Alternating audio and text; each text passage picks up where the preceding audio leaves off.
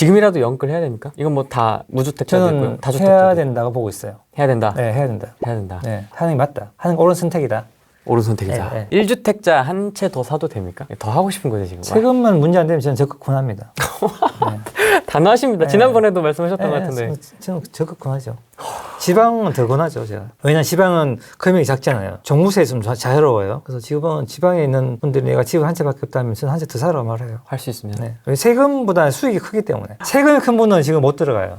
제그치 세금 큰 분들. 네, 할 수가 없어요. 각각의 포지션이 알고 싶습니다. 일단 무주택자부터. 무조건 사야 되죠. 1주택자 분들은 세금 부담 안 되면 한 채 더 늘리는 것도 괜찮고요. 다주택자 분들은 세금을 한번 검토해 보시고 들어가야죠. 네, 한번 부담이 없다면은 근데 들어가는 비용이 있잖아요. 취득세. 네, 취득세 때문에 그것도 한번 해보시고 그게 부담이 없다면은 저는 뭐 관계없다고 보고 있습니다. 다 똑같네요 포지션이. 네, 살아. 네, 똑같아요. 그래서 요새 살려고 가면 네. 안 줘요 물건을. 잡기가 힘들더라고요 물건을. 후반부로 갈수록 조금 더 심해질 것 같고요. 제가 볼 때는. 지금은 올해부터 이제 공급이 본격적으로 줄잖아요. 수도권도 그렇고. 네. 그래서 아마 전세 압박은 조금 더 후반부로 할수 높아지면서 그 전세를 얻지 못하는 분들이 매매로 넘어오면서 더 매물들이 조금 더 빨리 줄지 않을까 그렇게 보고 있어요. 사실 이거 어제 제가 전화 통화할 때 들었는데 저는 이사 정책은 어떻게 보시는지 궁금합니다. 그냥 덮으세요. 그냥. 제가 한 줄도 읽지 않았어요. 관심 없다. 예. 필요 없다. 상상 임신이라고 하잖아요. 예. 잘 봐주면은 열심히 하겠다. 그리고 뭐 결과는 이제 3년 뒤에 보면 되니까. 네. 얼마나 분양 물량을 만들려는 거 보니까. 근데 뭐 해야 되죠. 그렇게라도. 근데 방향은 공급이 맞는데 방법적에서 좀 틀렸다고. 민간에다 맡겨야 되는데 자기가 하겠다니까. 선수는 우리가 민간에 있는데 주심이 선수가 돼서 뛰겠다는 거잖아요. 그래서 그렇게 해서는 안 되거든요. 내가 더 잘한다 이거지. 네, 그렇게 해서 안 되고 정부에서는 할 수 있는 게 이제 규제 풀고요. 재건축 규제 풀고 택지 지정하고 이런 거 하고 이 세 개가 다예요. 거래할 수 있게 만들어주고 이렇게 하면 시장 끝나야 돼 있어요. 근데 이 쉬운 거 놔두고 다 반대로 가는데? 본인이 다 반대로 하죠. 싹 다 반대로 하죠. 다 반대로 가는데? 네, 그리고 시장이 안정이 안 되죠.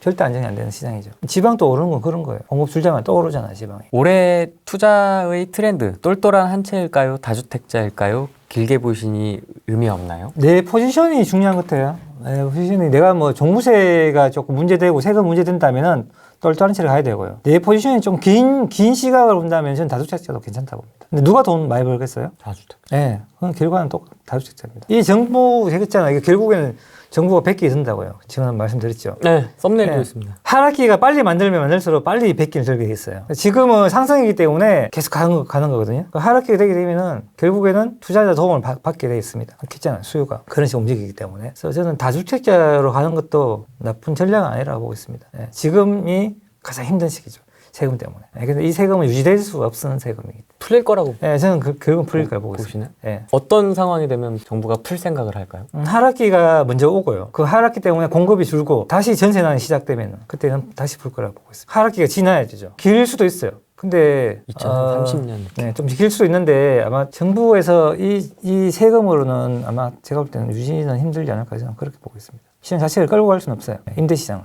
임대시장 끌고 갈 수는 없습니다. 정권 바뀌어도 세제는 계속 유지할 것 같다는 않아서 세제는 유지한 세율은 떨어질 거라고 저는 보고 있어요. 세율은.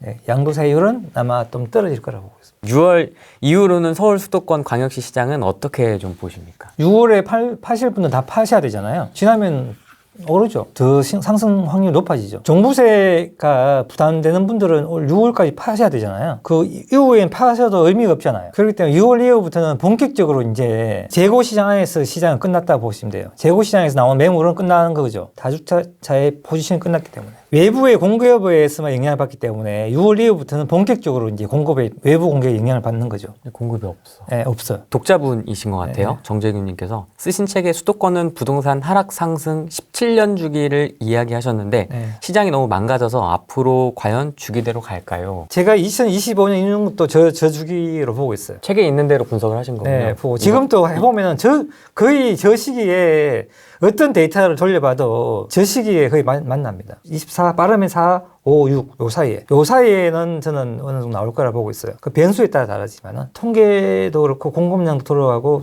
뭐 수요 공급이라든지 뭐 거래량이라든지 어떤 통계를 돌려봐도 저 안에서 머문다. 네, 저는 그렇게 보고 있습니다. 수도권 08, 13년을 경험하지 못한 지금의 투자자, 이제 이번 시장에 들어오신 분들을 위한 한마디를 좀 해주시고. 많은 분 지금 막 물건이 없잖아요. 그때는 매수자가 없어요. 저도 그땐 플레이어가 아니어서. 매수자가 없다는 거 공포스러워요. 주식은 우리가 던지면 팔리죠. 얘기는 안 그렇습니다. 그 공포 그 자체예요. 아무도 없어요. 개미 새끼 한 마리 없습니다. 정말 공포스러워요. 몇 억짜리 물건이 내놓는데 안 팔린다 생각해보세요. 전세도 안 나간다 생각해보세요. 그 돈 낼 그 시기는 다가오죠. 어마어마하게 공포스럽죠. 그게 다른 지방도 꼭 수도권 이야기는 아닙니다. 다른 지방도 마찬가지예요. 그 하락기를 경험하신 분들은 늘 조심하거든요. 과하게 안 해요. 과하게 하지 않습니다. 내가 늘 준비하고 있고 내일 위험을 대비하고 있는 거 하게도 있어요. 어떤 분 그런 분들 있다고. 물건도 없는 분들 대비하고 있는 분들 계세요. 하지도 않고 무슨 대비를 합니까? 하고 대비를 해야 되죠. 모르겠지. 많은 사람들 대비하는 거지. 하지도 않고 대비하시는 분들, 사지도 않고. 그거는 잘못됐고, 사고, 뭐, 대비하는 게 괜찮아요. 그래서 너무 많이 하는 건 조금 그렇지만은 지금은 조금 늘리도 된다고 생각해요, 저는요. 근데 하락이 오게 되면 그런 공포스러움도 있다. 어마어마하게 공포스러워요. 그걸 못 겪은 분들은 사실은 잘 모를 거예요. 근데 대부분 다 이번 시장에 나오신 분들이 2011년도에 나오신 분들이거든요.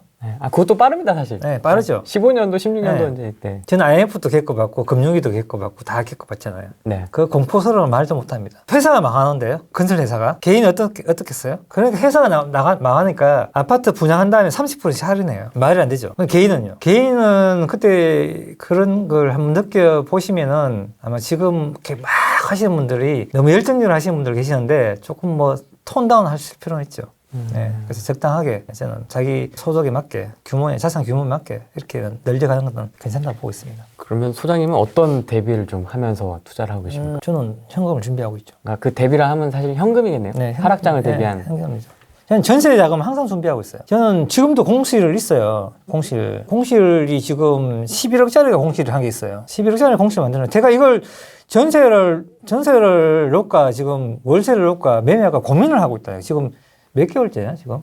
6, 7개월째 공실이에요. 11억짜리가요? 네, 고민을 하고 있는 거예요. 4년 나야 되니까 지금. 네, 이걸 팔고 지금 종부세를 내야 되나?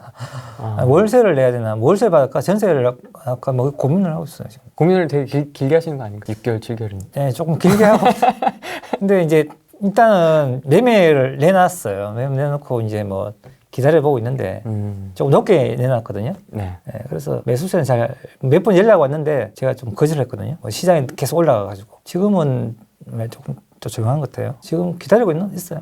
결정해야 되죠. 현금은 어느 정도 있어야 됩니다. 현금은. 그 현금이 꼭 이렇게 이거 아니어도 대출을 땡겨서 해도 대출에 대한 이자가 막을 수 있는 그런 현금 흐름은 돼야 되겠죠. 그죠? 그래서 직장을 그만두시면 안 돼요. 제가 많은 분들이 나 그런 분 다 직장을 그만뒀다는 분들이 굉장히 많으시잖아요. 전업 투자자. 이번 장. 네. 난 그런 분들이 제일 난 위험하다고 생각해요. 이 시장이 영원하지 않아요. 한번 하락하면 6년 동안 하락합니다. 6, 7년 하락해요. 그 6, 7년 뭐 하실 거예요? 수익 낼 수 있을 거라고 생각하세요? 6, 7년 동안 하락하면은? 못 내요. 시장의 환경이 그러면 내가 알면 날고 기어도 못 낸다니까요. 내 실력이 아니라니까. 시장이 만든 환경에 내가 투자하는 거지. 아무리 잘 놔도 못 하는 거예요. 저는 전업 투자는 정말 반대하는 사람 중 한 명이에요. 또 특히 젊은 분들한테. 소장님은 지난 하락장 때는 어떤 걸 하셨어요? 이랬죠. 직장생활 대학 계속 했죠. 제가 2008년도 금융위기 때 우리 몰랐잖아요. 금융위기 때 분양권이 -4,000까지 갔어요. 전세가 30%까지 내려갔어요. 매매가에. 내 돈이 엄청 많이 들어가게 됐어요. 직장 안 했으면 조금 날렸어요. 그 아파트가 지금은 4억이 올랐어요. 2008년도에 한 아파트가. 못 버텼으면 떨어졌겠죠. 제 주위에 그 던진 분들 많아요. 그 차이죠. 현금 흐름을 가지고 있느냐. 그래서 직장 그만두는 건 저는 절대 반대입니다. 이게 수익이 안 나게 되면은 이제 꼼수를 부리거든요. 편법, 꼼수. 탈법. 뭐 이런 거. 그래가면서 결국 이렇게 되잖아요. 너무 많이 받기 때문에 제가 무리수를 두면 안 된다. 이 생업이 되면 안 돼요. 투자자가. 투자가 생업이 되는 순간에 자꾸 이게 이제 불법으로 가게 이렇게 됩니다. 네, 수익이 안 나게 되면. 소장님이 생각하는 리스크 방어는 현금인데 물건 대비 어느 정도 몇 프로 정도 보유가 적정선일까요? 현금을 어느 정도 보유해야 되냐 한마디로. 전세 정도 맞출 정도만 안 될까요? 한 개 정도만 맞으면 정도? 하나 정도는 일단 풀로. 네, 풀로. 네. 네, 그 정도면. 그때 2008년도에 우리 그 대구가 공급량이 엄청 많았거든요. 그래서 두산이브 제네스 아파트가 미분양이 났어요. 그 아파트 사면은 아파트 한 채 더 줬어요. 1 플러스 1. 1 플러스 1이? 예. 라면도 아니고. 예, 한 채 더 줬습니다. 그 얘기 하시라는 것 같은데, 내가 볼 때는. 그 정도로 안 좋았다. 안 상황이. 좋았다. 예, 상황이 안 좋았다. 아파트를 한 채 더 줄 정도로 예, 안 좋았습니다. 그 어떤 아파트 가게 되면은 BMW 다 줬어요. 그 어떤 데 가게 되면은 아파트가 통째로 미분양했어요. 통으로. 한 동이 다 미분양했어요. 그 정도로 심했던 데가 2006년, 7년, 8년도 되고 그때 과공급에 금융위기에 금리 올라가고 세 개가 겹쳤죠. 그런 다음에 전국에 제일 많이 올랐는 데가 대구예요. 상승률로 보게 되면 하락이 깊었기 때문에 상승률 올라가고 수요가 눌렸기 때문에 다시 수요가 나오고 이런 반복되거든요. IMF 금융위기 때 하락해도 반포 같은 이제 좋은 입지겠죠. 네. 좋은 입지는 3, 4년 후에 회복했는데 네. 2025년 이후 하락기에는 어떨까요?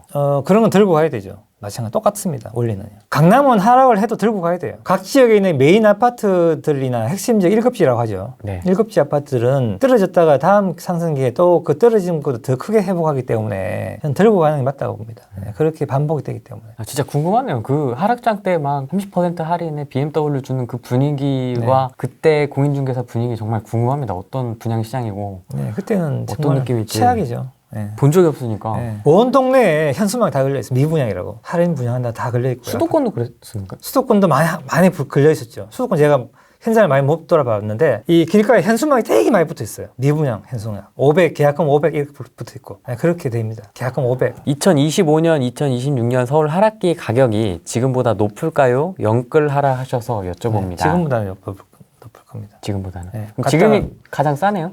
지금 싸죠. 오늘이 가장 싸다. 네, 지금 싸다.